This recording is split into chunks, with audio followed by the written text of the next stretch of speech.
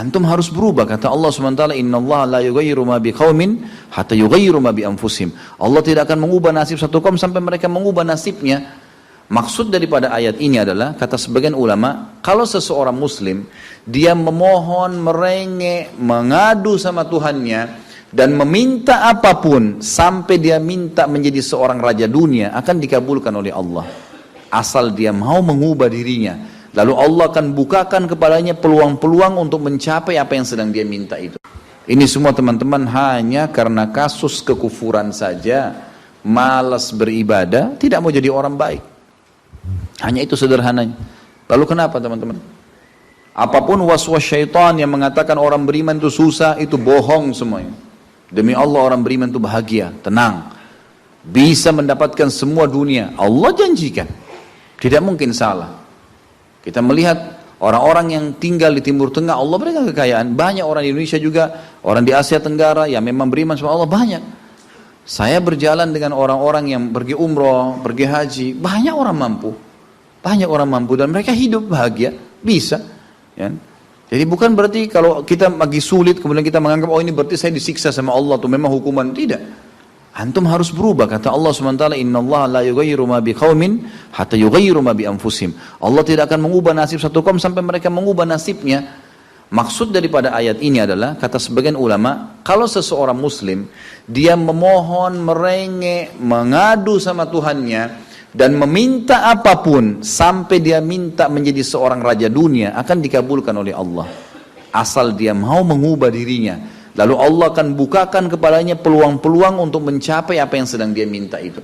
Dan Allah sebaliknya akan mencukupkan kebutuhan seorang hamba kalau dia mengatakan, cukuplah saya begini. Misal ada orang bekerja, dia dikasih sama Allah gaji, dia dapat gaji 2 juta, dimudahkan, dia diterima kerja seterusnya. Lalu dia mengatakan, cukuplah seperti ini. Keluarga saya biayai 1,5 juta, sudah cukup, alhamdulillah. Udah, gak masalah. Allah cukupkan dia dengan itu.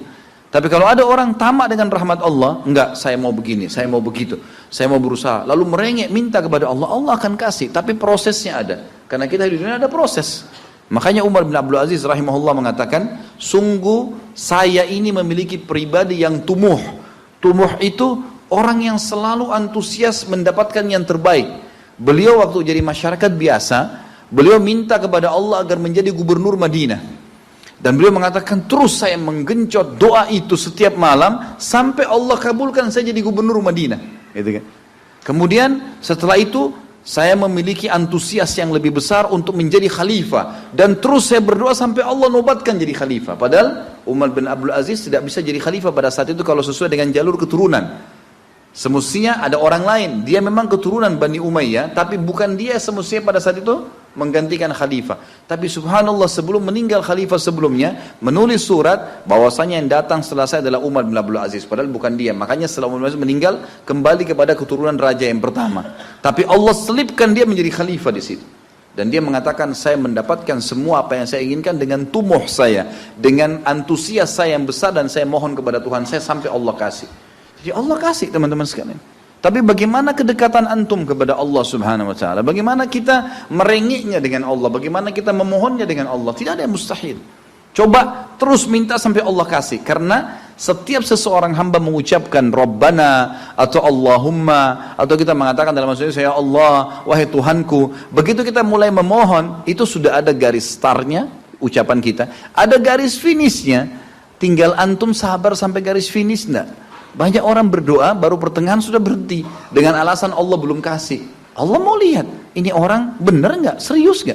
Sama rasionalnya gini, kalau kita kuliah, begitu kita sudah daftar kuliah, sudah ada kan prediksi kita 4 tahun tamat S1 kan? Oh iya, semester 1, semester 2, semester 3, sampai semester 8 misalnya. Ini yang saya tahu pada saat kami S1 di Madinah begitu ya. 1 tahun 2 semester, 1, 2. Tahun kedua, 2, 3, dan 4. Sampai semester 8 selesai S1. Baik, kita begitu daftar, pertama sudah tahu. Saya akan kuliah 4 tahun nih. Kalau saya lulus, selama 4 tahun saya akan lulus menjadi S1. Kita sudah tahu kan. Kalau ada orang baru tingkat 2 sudah berhenti kuliah, dia sendiri berhenti. Itu sama rasionalnya orang kalau berdoa tuh. Kalau merengek sama Allah. Sabar sampai titik klimaksnya. Kita akan dapat ijazahnya, kita akan dapat apa yang kita inginkan. Gitu kan. Tapi kalau orang terburu-buru, tergesa-gesa, dia tidak dapat. Jadi selalu tamak terhadap rahmat Allah. Dan itu bagian daripada ibadah. Allah SWT menyuruh kita tamak dengan rahmatnya. Ya. Kita disuruh berdoa dengan khaufan wa tama'a. Khauf, takut dengan azabnya Allah, jangan masuk neraka, dan tamak terhadap rahmat Allah. Minta terus agar Allah Subhanahu wa taala memberikan kepada kita rahmat yang luas, ditambah, diberikan karunia. Antusias teman-teman sekalian. Orang mukmin itu selalu optimis. Tidak ada kata-kata pesimis, tidak ada kata-kata putus asa, enggak ada kata-kata dendam. Berlalu, qaddarallah ma syaa fa'al. Allah sudah takdirkan dan sudah terjadi. Kata Nabi SAW, kalau terjadi sesuatu pada kalian, katakan Allah sudah takdirkan, sudah terjadi. Buka lembaran baru, jalan sekarang, gitu kan? Sampai kata Nabi SAW yang memotivasi kita, kalau di tangan seseorang di antara kalian sebuah bibit, dan dia tahu, bibit pohon, dan dia tahu besok kiamat, tetap dia tancapkan. Sebagian ulama salaf dulu, mereka menanam pohon-pohon teman-teman sekalian, pohon-pohon yang umurnya lama, seperti kelapa, ya.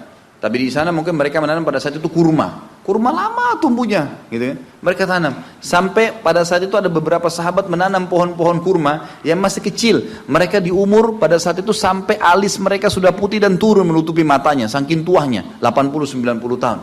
Ditanya oleh murid-muridnya, kenapa anda masih menanam seperti ini, di umur seperti ini, gitu kan? Kata dia, Allah akan memberikan saya pahala di setiap gerak-gerik saya, termasuk ini. Bagaimana dia antusiasnya? Artinya ada hadis Nabi mengatakan tidak ada seseorang yang menanamkan sebuah pohon, kemudian ada burung yang hinggap di situ, atau manusia ya yang hinggap bernaung, atau mungkin hewan-hewan, ulat atau apa saja yang memakan daunnya atau buahnya, kecuali jadi pahala buat dia.